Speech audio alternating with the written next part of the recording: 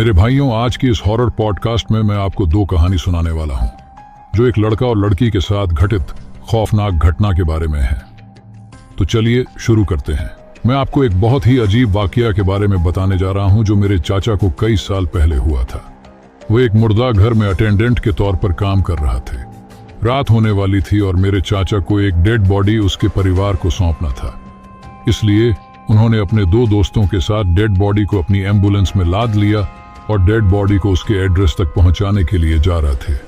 तभी अचानक उसने अपने आप हरकत करना शुरू कर दिया। शुरू में मेरे चाचा ने सोचा कि यह उनकी कल्पना है, क्योंकि उन्होंने और उनके दोस्तों ने उस रात बहुत शराब पी थी।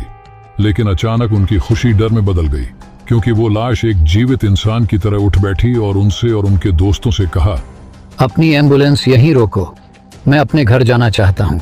और वाहन से उतरकर ड्राइवर सहित सभी को बताया, मैं अपने परिवार वालों से मिलने जा रहा हूँ, यहाँ से मत हटना, नहीं तो तुम सब अपनी मौत के जिम्मेदार होगे।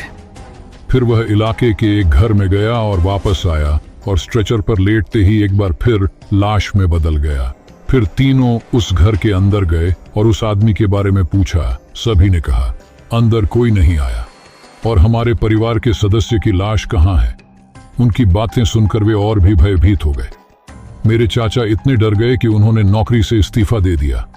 अब तक मेरे चाचा और उनके दोस्त इस घटना के बारे में सोचते हैं और आज भी सोचते हैं कि उस रात वास्तव में क्या हुआ था, और उस रात को याद करते ही उस मृत व्यक्ति के चेहरे को याद करते हुए मौत तक डर जाते हैं।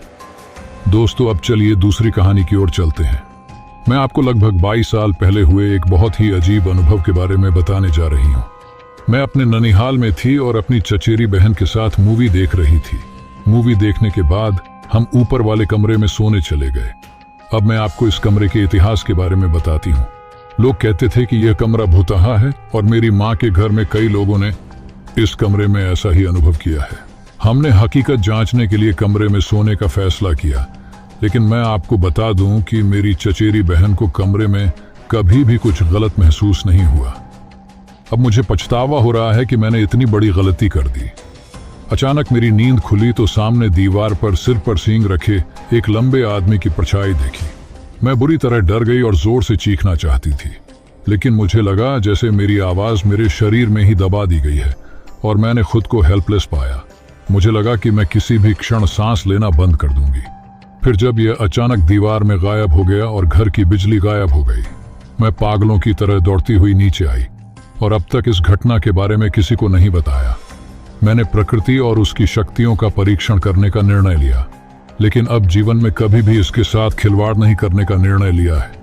इस घटना ने मुझे अब तक बहुत बुरी तरह आघात पहुंचाया है और मेरे दिमाग पर अपना प्रभाव छोड़ा है। मैं अब भी नहीं समझ पा रही हूं कि उस दिन उस कमरे में असल में क्या हुआ था, लेकिन मुझे अब भी आश्चर्य है कि मेरी चचेरी बहन को कभी भी कमरे में कुछ भी गलत या कुछ अजीब क्यों नहीं लगा, जबकि मैंने उस कमरे में मौत के करीब की स्थिति का अनुभव किया था। दोस्तों, आपको ये दोनों कहानियां कैसी लगी कमेंट करके जरूर बताना। धन्यवाद।